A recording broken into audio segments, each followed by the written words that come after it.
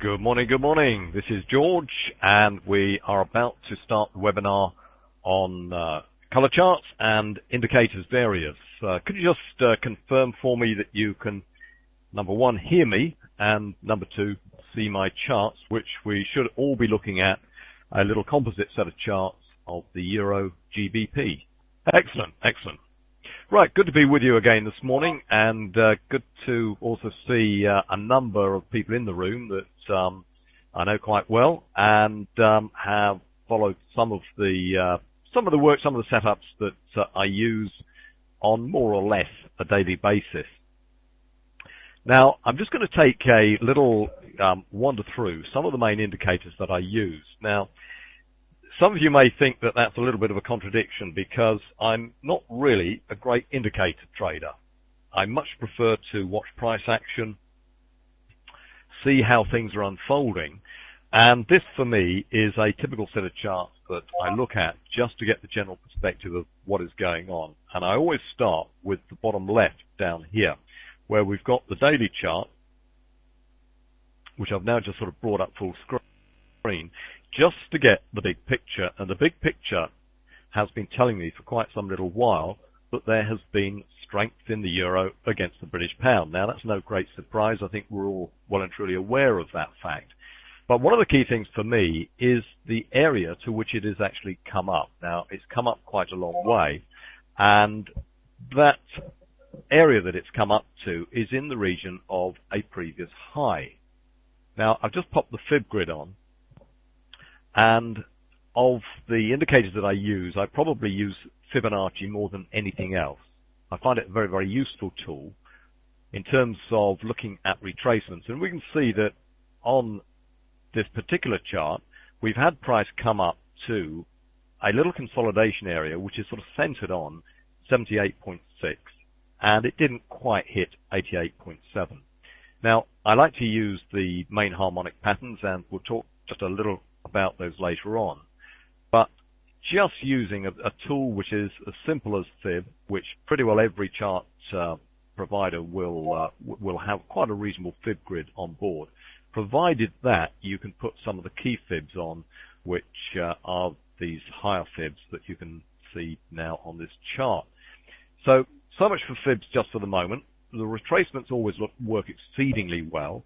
We will look at extensions and expansions, but the things that, in my experience, I find of little use for trading are the time series, where you're looking at previous highs, previous lows, and then projecting forward. So, having looked at the daily perspective, I'm then going to look at the chart in the middle of at the bottom here. It's a 240-minute chart, so each candle is 4 hours long. And it gives me a very, very good perspective of where the consolidation areas are and the areas that I'm going to be looking at for potential breakdowns or breakups. Then I come over to a 30-minute chart, which I alternate between a 30 and a 60, and then over here to a 15-minute chart, and then right the way down to a 2-minute chart. So that when I'm actually trading, I'm going to probably take my trigger signals, hopefully off that 2-minute chart, and just fine-tune those entries as much as possible. So first of all, let's just look at volume activity for an indicator. Yeah, I believe that Vicky is doing so, Michael. Yeah, I believe it's being recorded. Now, on Forex, Spot Forex, there is no volume data as such in the way that stocks have volume data presented and futures do. Because there is no centralized exchange, there's no clearinghouse to actually record volume in its entirety. Now, some brokers, they operate on a pooling basis, and you can actually see if you're using a sort of straight-through processing, and depending upon your particular platform, you may well be able to see the order book for that particular broker or group of brokers. But more often than not, you haven't got that luxury.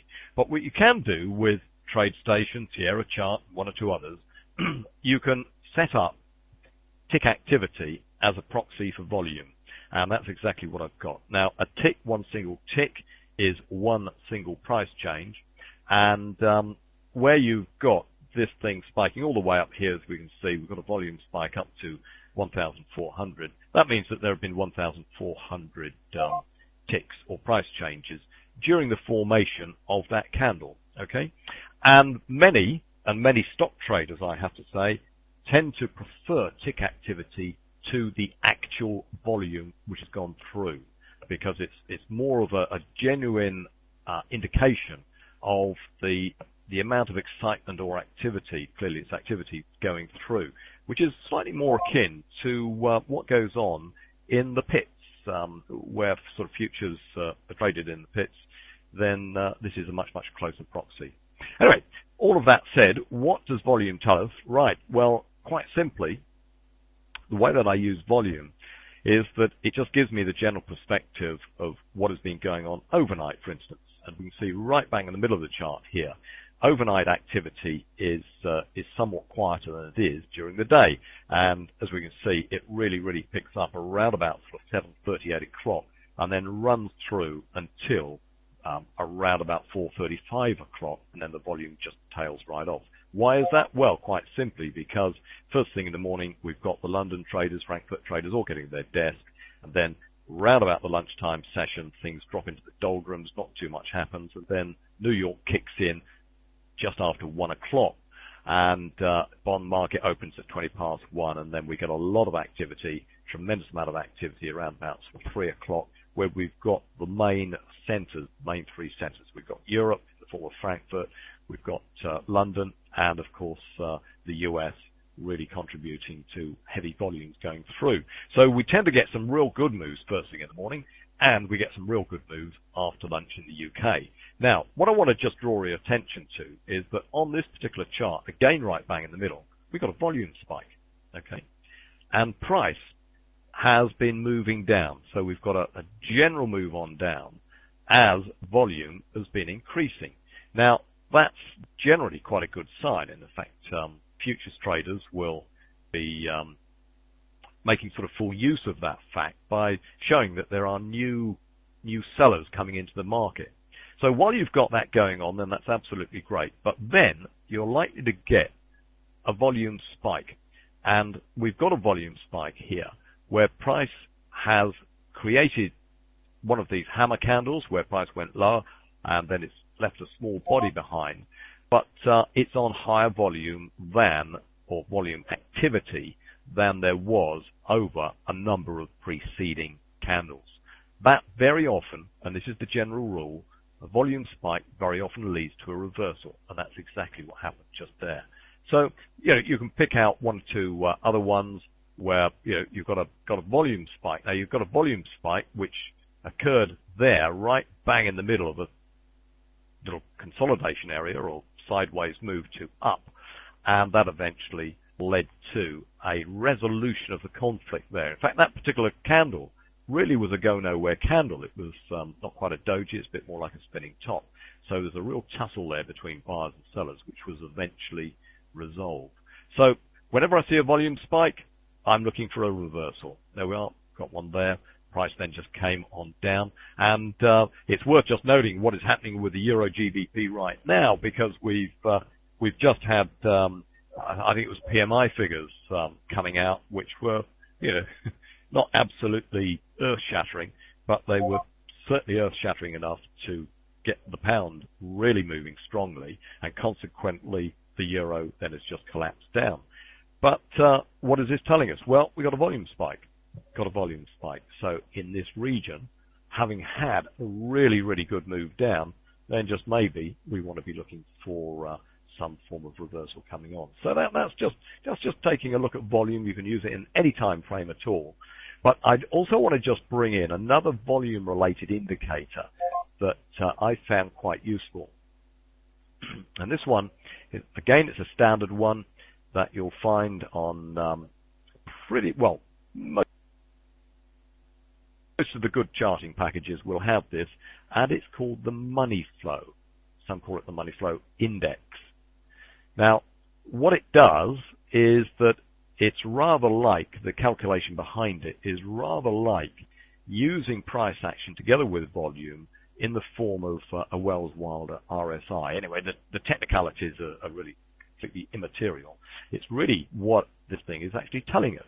And it's quite useful for overbought, oversold. It's quite useful for picking out divergences. And again, just looking at what was going on this morning, where price moved on down in what for the UK traders, European traders, were the small hours when we were all slumbering.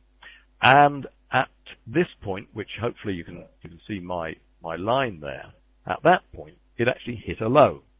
And on this particular one, it's set up, so we've got the 20 level as a green line showing that the money flow has got itself quite well extended on the downside. But what is going on with price immediately after that white vertical line? Well, price is still coming down, but what's happening with money flow? It's actually moving in the opposite direction. There's divergence there. And that, again, very, very, very often will actually lead to a reversal. And that's exactly what does happen. So money flow, you can use it on absolutely anything. I use it on stocks as well. Very, very useful if you've got a sort of consolidation area where price, again, what did it do? It just sort of moved sideways over a period of time there, right bang in the middle of the chart. What's going on with the money flow? Well, it's gradually going up. It's going up all the time. And of course, that did lead to not a massive upside breakout, but it did lead to an upside breakout. It then reached a peak. As we can see, it just popped up again up above there. And this particular one has got a little color change set up there. It just turns red when it pops up above the 80 line in this case, just to really suggest that it's looking a little bit extended, and that's exactly what was the case. Now, the money flow started to decline really quite rapidly, even though price wasn't really declining rapidly, and that gave a little bit of an indication of the move down to come. So there we are. I recommend both of those to you. Real fascinating area of activity because it links the technical of what's going on with price to the fundamental, and the fundamental is the reaction that the market makers, participants, you and I, all get involved with putting our trades on, and that's going to be reflected in the tick activity and volume activity, and consequently it'll come through into money flow. So it's a real good indicator based on market reaction following any sort of economic news, which clearly is what eventually impacts on price. Right, okay, so that's taken a look at a little bit of volume. The other one I want to just look at for a moment is going to be the stochastic. Now let's just bring up this particular chart, and what we've got is a trend. Now we've got a very clear trend. In fact, we could probably put a couple of lines. Let's just do that. We just sort of run this thing on up. We can call that a trend line because it picks up several points, and subsequently after each point price has gone higher, so well and truly in an uptrend. And of course, what is going on right now? Well, it's suggesting that just maybe, that trend is now coming to an end. And just popping a parallel on, what we've got there is a very, very clear channel, a rising channel. Now, the one that I'm going to bring in is the slow stochastic, I should say, the slow stochastic. And the slow stochastic is a very, very useful little indicator where you've either got a trading range, so that would be sort of a horizontal trading range, and it can pick out the highs and the lows in relation to standard support and resistance. That would be selling highs and buying lows. But also it's quite useful where you've got one of these channels and it can stop the trader getting in at the wrong point. Now, one of the big problems that traders have is that they get carried away with breakouts. Now, I'm just going to pop that line across. Hopefully you can see there, guys. And it picks out the first time there was a breakout. Now, there was a breakout above that blue line, and a good many traders still trade new highs and new lows. Well, that's only part of the rule. The rest of the rule ought to be that never ever trade breakouts, only trade the reaction after a breakout. And what we've actually seen is that the stochastic has gone ballistic on the upside here. It's gone well and truly above its 80 line. In fact, it's gone right the way up as far as it'll go at the time of the breakout. So the stochastic is saying there, whatever you do, don't buy here. But wait for the pullback, which there is always going to be some form of pullback. And if you can see a pullback, in this case, after a series of zigzags on a series of waves, of course, Elliott wave is another thing that I use in my analysis, which is, again, totally valid. And you've then got the stochastic, which is now unwinding all of that overbought nature, and it's coming right the way back to being oversold. If you can then catch the time that it moves back up into trend, link it to something like that nice little engulfing candle, link it to the fact that there was some Fibonacci down here between the high and the low, look at that, came down to the 61.8 level, link a number of things together, then one can get in at a much, much, much safer place with, consequently, a much, much tighter stop. Now, you can use the extensions going up, in this case, to this upper channel. When the stochastic gets itself into this high territory above that 80 green line, then the trader can use that to take some partial profits. And then wait for the optimum time to add to the position, or at least to go back in with that part of the position that maybe the trader took off as it got itself well and truly overbought. So what then happens with the stochastic? Well, it dodges around for a while, and then eventually it drops down below the green line yet again, and then it comes back up through the green line. And in fact, there's quite a useful little crossover of the fast part and the slow part of this stochastic. And you can see there that we've then got a beautiful little bit of price action. And what a good many people here will recognize is the higher low. And that forms a nice little 1, 2, 3, just showing that this intermediate downtrend against the major uptrend has actually run its course. Link that to what's going on with the stochastic, and again, you can get in at an optimum position. Price happened to come down to the 86.50 level, round numbers, half round numbers, always important areas, and it's in the region of where there was a previous little bit of price action, which propelled price higher. So you've got quite a lot going for this. So there we are. That's using the stochastic. You can use it in absolutely any time frame, but if you just use it in this way, then it'll get you out of trouble. It'll stop you getting in at the inopportune moment, and it will mean that you can trade either the ranges or these channels very, very effectively. Now then, at some point, of course, the whole thing's going to break down, and that's exactly what we've actually got. Yeah, I just used the standard settings there. Yeah, it's a 3. Now, eventually, a trend comes to an end, and a trend can be defined very, very, very simply just by a succession of higher highs and higher lows, and then eventually the whole thing turns round, and we get then a succession of lower lows and lower highs. And it's entirely possible that what we're actually witnessing right now is the very, very first lower low in a new downtrend. So, there we go. That's taking a look at the stochastic. Right now, there are many others, of course. There are things such as the MACD, there's the RSI, there's the CCI. By the time you put all of those on, they're all telling you much the same sort of thing. They're all based on the same thing, which is sort of price average back over a period of time, usually 14 days. So you only need one of these. Don't go and put a whole stack on, because they're just telling you the same thing. Just the same thing. And you're going to end up with a chart which has got so many indicators on it, there's actually very little room left for price action. Right, okay, let's go and take a look. Well, we'll stay with this one just for the moment, but we will look at some other markets in a second.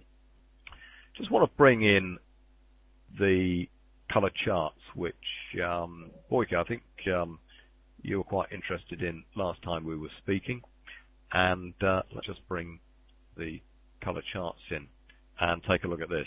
Now, the color charts were set up by a colleague of mine, friend of mine, Ray. And the idea behind the color charts is to just define the trend. And we can sort of wrap some rules around what it's actually telling us to turn it into a trading system. Now, the rules are really quite simple. And it's based on what I was saying earlier, never buy breakouts or never sell breakouts. Always wait for the reaction. And what we can actually see, if we take this chart right the way back to July, where this thing bottomed, then it put in a higher low at, I used to add a really important fib level. Now, don't argue, guys. I know there's quite a bit of interest in the color charts.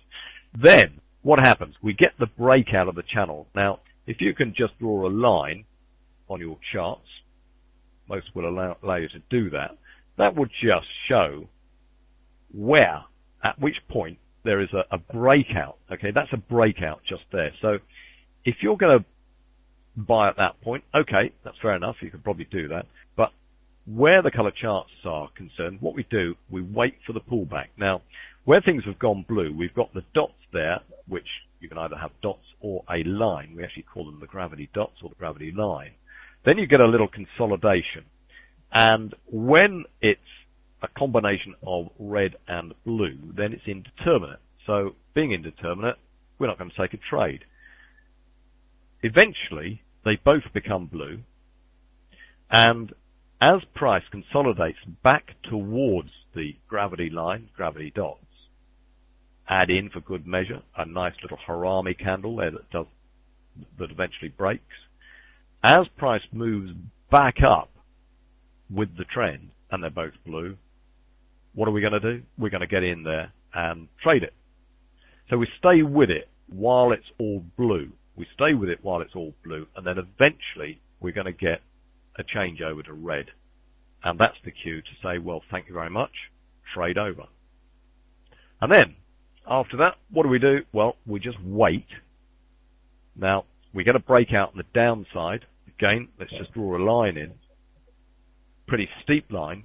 Okay, just picking up at least 2 points, price subsequently going higher. Eventually that line gets broken. We've then got red and red. Now, red and red is suggesting that we really ought to be just looking for sales right now. But of course, there is always going to be a pullback. Always. All right. Now, sometimes you've got to wait for that pullback. It's going to come after a really, really, really big run. But other times, it'll happen quite quickly. So what do we got here? We've got a pullback. It's gone blue, and we've got red. So not going to do anything at all. But then, when price fails to go any higher, it fails to reassert the uptrend, and it comes on down. And then we've got red and red. Well, we sell it. We sell it. And so we're just trading with a trend. We're just trading with a trend. It comes on down, and we've got a combination of blue and red. Well, what we're going to do there, at the very, very least, we're going to take half of profits. We're going to take partial profits. And then we're going to get another situation where it changes yet again, and then the trend changes, and then we follow exactly the same rules, trading back in again. As you can see, it picked up this last trend extremely well. They're dynamic, so you don't have to wait until the bar is actually completed, or the candle is completed, before it changes color. And of course, what's that telling us right now? It's saying, well, if you've got in, say down there, around about the 85 region, it might be a good idea now to go and take some of your profits. Because there's always that possibility it could just come crashing down. Now, let's just add on another little indicator that my colleague and friend Alan Rich put together, and this is called the swing chaser. Now, I know one or two people in the room right now have actually got this and use in combination these. And where this really comes into its own is that it will pick out divergences. For instance, we've got a beautiful little divergence which runs across over here, where we've got price going lower, but we've got the swing chaser not reflecting that new low with a new low in the swing chaser.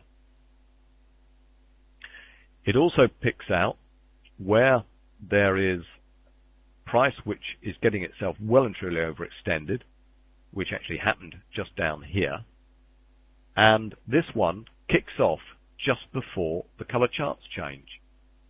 So I'll just put my white line running across there. The swing chaser has actually changed color, and it is now less oversold than the previous histogram, and that's suggesting that just maybe from that oversold level there could be a snapback. And if there is going to be a snapback, well, what we want to do is to preserve profits and take partial profits, so it can help to get out of a trade or part of the trade at an optimum time. So using combination with the color charts, you can see the colors match up. Then that tends to be a very, very useful little suite of indicators. And just by using those dead simple rules that I've just run through there, then you've got a trading system. Right, guys. Well, that's so much for looking at the Euro GBP. Let's go and take a look at the Swissy. Let's go look at the Swissy. Okay, there we are. You should see the Swiss franc there. Daily Swiss franc. What do we got? Got an amazing downtrend. Down, down, down, down, down. So that's the US dollar. You can almost use this as a proxy for the dollar index, because these two tend to move very, very much together. There's quite a sort of reasonable correlation with them, which does sort of vary every now and again. But of course, what has the Swiss franc looked on? It's looked on as a safe haven currency. It's one of the strongest currencies in the world. The big problem with the Swiss franc is that there are not enough of them. In fact, it's based on the economy of Switzerland, which in GDP terms, alongside the US, is just it's just a pinprick. It's a minnow, and of course everyone wants it because it's partially backed by gold. It's about one of the very, very few currencies which the sort of politicians seem to want to run sound money principles. And one of the problems that the Swiss have had is that because this particular currency is so sought after, everyone buys it, it makes their own domestic manufacturers unprofitable, because it means that they are going to be, that's what we want, that they're going to be disadvantaged in comparison to their competitors. Right, guys, this other one I'm just going to throw in the ATR stretch. I mean, this was developed by one of my members, and I'm not too sure if he's in today, but no. A guy called Kyriakis put this one together, and it's a very, very useful one. Now, the ATR is the average true range, which is run by price on a typical day or a typical candle. And it's very, very useful to know this, because when price has already moved in the direction that it started off the day, and it's moved through 100% of what it does in an average day, then you've got to be extremely wary about buying more, or indeed selling more, as the case may be. This little indicator just flashes that up immediately. You can set an alert on it, and it's also color-coded. So we've got number 1 there, that's 100%. And as you can see, price today has only come up to not even 50% of an average day. And indeed, yesterday, it did it didn't even make 70% of an average day. But the one before that, it did a big day, and it went through 140%. So if I'm going to come down, say, at a reasonable time in the morning and I want to put a trade on, this is one of the first things I look at, because I want to see this around about the 50-60% range. I don't want to see it too much more than that. If it's moved up a lot more, then the overnight traders have probably had the best out of it, and I'm not going to have that much more left to actually play with. So the ATR stretch, very, very useful little indicator, and it's not a standard one available. It's available to my Traders Class members entirely free. But let's go and look at a couple of other things right now which have been developed. Now, I've got a 30-minute chart here, and I'm going to bring in let's bring in this. Oh, right, Michael. Yeah, thanks very much. Yeah, that's brilliant. That really does put it into perspective. Yeah. In terms of the amount of worldwide funds invested in Swiss assets, though, it is absolutely staggering. Really, really, very, very staggering. And it's, there are those who in fact, there was a guy I was talking to recently. He said, yeah, let's just consider the GDP as opposed to GNP, GNP being sort of national product, which sort of takes into account overseas stuff as well, and the amount of money that there is actually invested in all sorts of Swiss assets and in Swiss banks particularly, and of course that money then gets invested worldwide. He said, it's not too dissimilar to Iceland, is it? And of course, we were with one or two other people at the time, and there was a wry smile on their faces, but one imagines that things are run a little differently in Switzerland than they were in Iceland. Anyway, coming back to this little indicator. Now, this thing is called a rev finder, and it does just that. Now, quite simply, we've got two lines that just follow price all the time. So these are following price action. And what they're actually doing is that they're following the high and the low of the candle. So in this case, we've got red. And where it goes right the way up like that for a spike, and then most importantly, comes on back down again, in this case, through this line, this blue line, then it's suggesting that just maybe that's exactly what this was. It was a spike, and it's going to reverse on back down. And that's exactly what did actually happen there. So I used the red for looking for shorts, and what I'm looking for is this thing getting really overextended, got an alert set on it, so it'll either sort of bleep at me or it'll flashing on the screen. So when it comes on back down through, then I'm going to be considering putting a short on. Now, I've just got this on a 30-minute chart. You can run it on any chart you like. You can run it on a 1-minute chart, or indeed a daily chart, and it'll have exactly the self-same effect. Now, this will also work in the way in which you can just use divergence. So what we've got over here last week, okay, what are we? We're now last Thursday, where we've got price moving on down, but what's happening here with the lower part of the red finder? Well, it's actually not going any lower. In fact, it's below that little yellow line there. It hasn't actually popped down below the 8 line, but it's bounded between them. And at the optimum moment, price pops up through the yellow line, which also matches up with the time at which this little downtrend channel gets broken. So there we go. That's another little twist, and it's something that Boyke, I've adapted this from one or two other bits and pieces that I've actually come across. I've sort of modified this thing, and I've put quite a few changes to it. So it's just a little tool that I use. I know a number of people that a number of my members use it, and they reckon it's absolutely marvelous picking out these reversals. Another classic one here where we've got price moving on down. Yesterday, what's happening with this thing? Well, at the lower reaches, well, nothing's happening.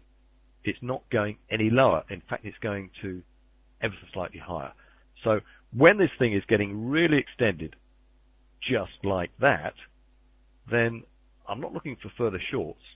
I'm looking for reversals. I'm looking for this to reverse back on up. So there you go. That's taken a little look at the Rev Finder, and there's just one other one that I'll put on here for a moment before we go and look at one or two other charts. And I've mentioned Fibonacci. Now, I use Fibonacci extensively, and Larry Pesavento has done an awful lot of work on linking Gartley patterns with fibs. The Gartley pattern, when it was originally sort of discovered, if you like, or at least the characteristic of it was realized that it occurs quite often. Then Larry sort of got the thing and knocked it around and used his knowledge of fib and put some fibs to it. And this thing will run dynamically with price. I mean, it all seems pretty static at the moment, but if you run this on a 1 minute chart, this will be changing all the time. And I'm looking for key numbers. I'm looking for key numbers. And where price is right now on this USD Swiss franc, the Swissy, there's a key number where price came down to a little earlier on this morning, not that long ago, about an hour or so ago, and it came down to 78.6 in relation to that previous low.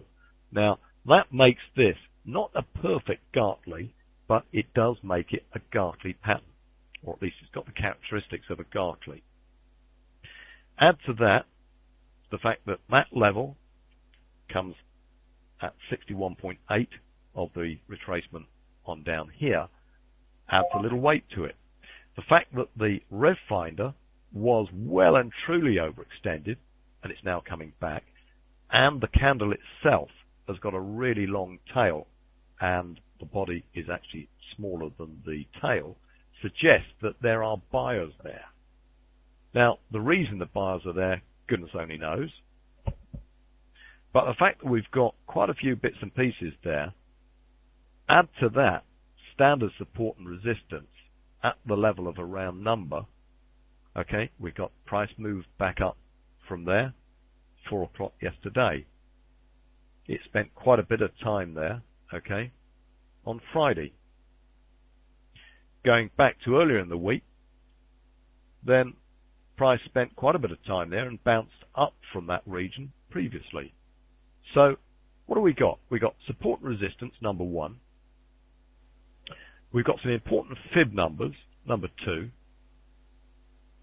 We've got a round number support, number 3. We've got the characteristics of a Gartley pattern, number 4. Number 5, we've got the Rev Finder suggesting that just maybe, we could be looking at a reversal in this area. So the evidence is stacking up. The evidence is stacking. And that's the way that I tend to look at things. I tend to look for the evidence, and the more evidence that I can find, the better it is. And that just might then encourage me to take a trade. Right, guys, well, time's creeping on a little bit. I've looked at the main ones there, and if you've got any comments that you want to make, do make those comments. And what I haven't done, I haven't gone into all of those other ones that I've mentioned, the CCI, etc., for the main reasons that what do they do? Well, they do pretty well what other things will do. You know, the CCI, the RSI, the slow stochastic is the one that I prefer to look at these sort of range plays. The fast stochastic I find is too fast. The Williams percentage R great indicator. In fact, the percentage R is quite a useful one. I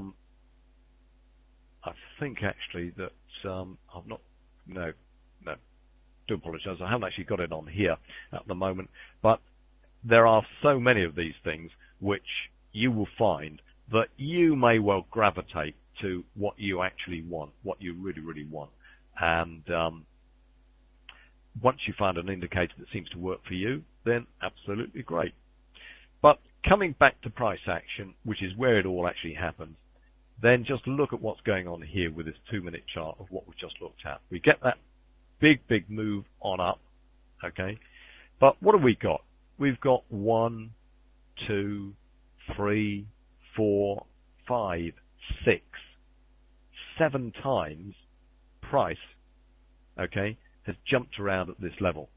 It's jumped around at this level, and that suggests that for some reason we got sellers above 92.30 and we got buyers all the way down there above 92. So price action right now is bounded between those two, and because price is bounded between those two, the trader needs to really wait and be aware that what we're going to be really waiting for is a breakout, but don't trade the breakout, wait for the reaction after it. Right, Boyke, just going back to that previous indicator, it's something that I've actually just got available for my members right now. I've also got a fib grid that I developed quite some little while ago. But what I did mention was that we would just take a little glance at, let's go to the euro. We'll look at using one or two of the other aspects of fib, and we just do it on this 15-minute chart. Let me just disable a couple of things.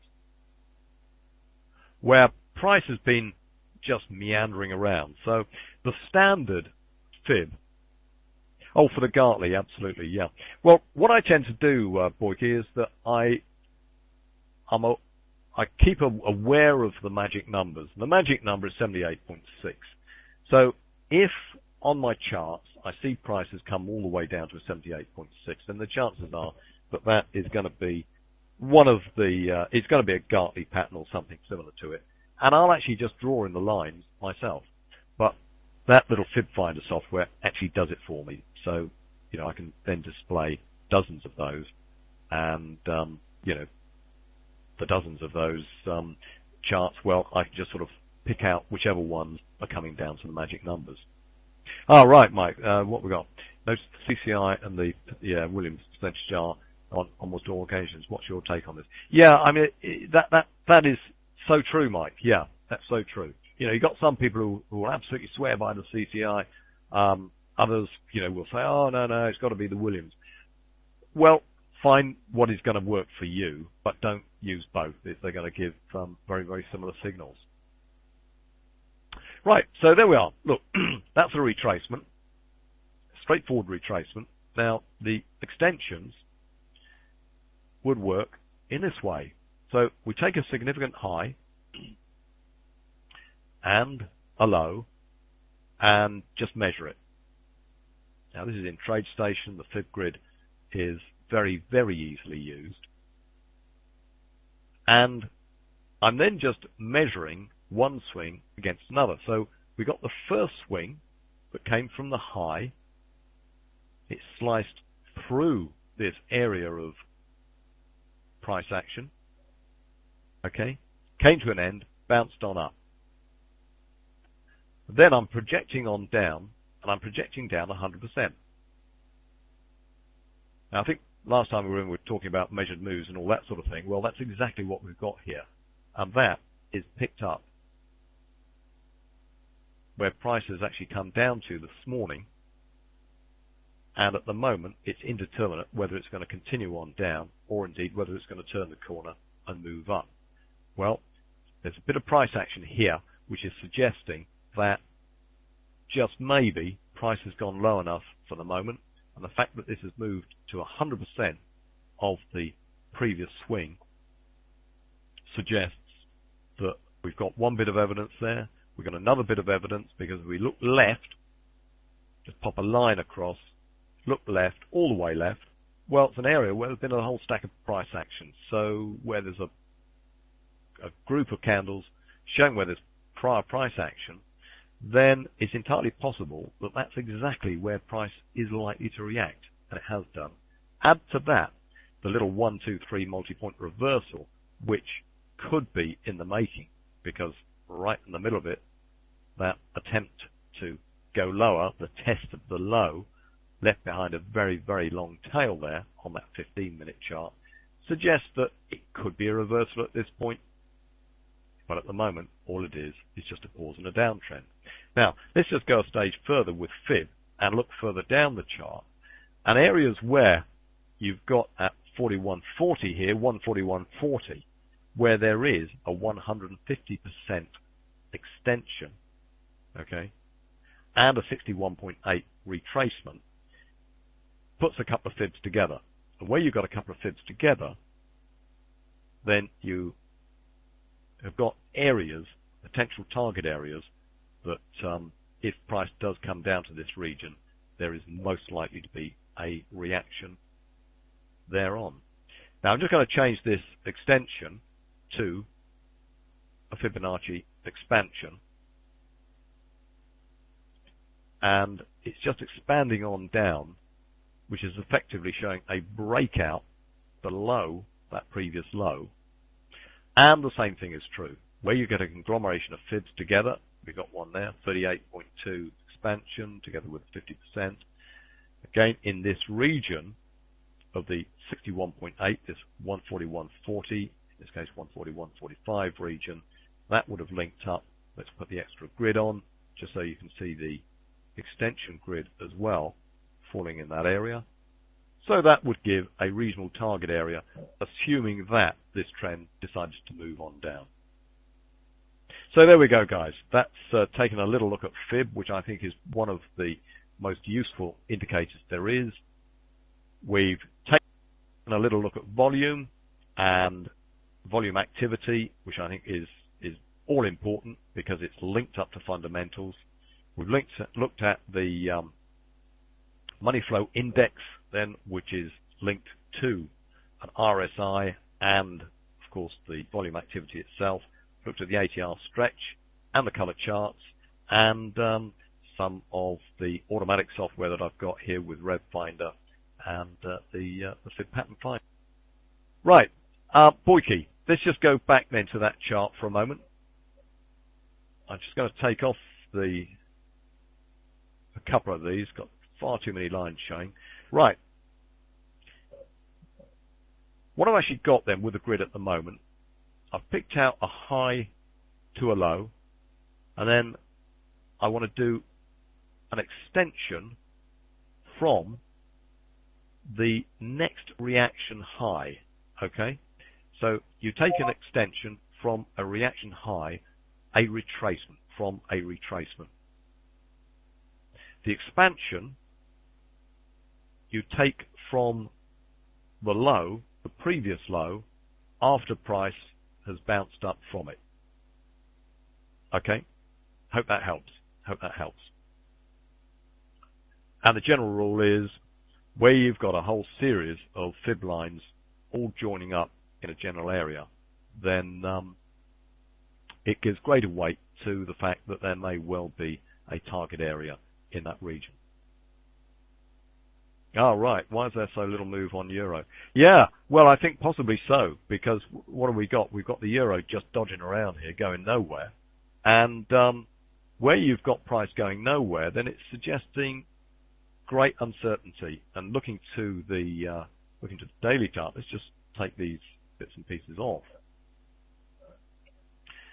We've got price now on the daily chart within a whisker of that previous high, okay? Within a whisker of that previous high. So that's technically a really uncertain position. Now we've had, on the fundamental angle, we've had Trichet talking up the prospects of rising interest rates in Europe. In fact, he's said it now on three very, very clear occasions. And on each of those, it really has set a light under the euro, and it's gone on up. But of course, we're getting now to critical levels, key levels, 142 in the region of a previous high, and the market is now questioning whether that was just so much hot air coming out of Trichet, or indeed whether it was really genuinely backed by a desire to choke off any possibility of inflation in Europe.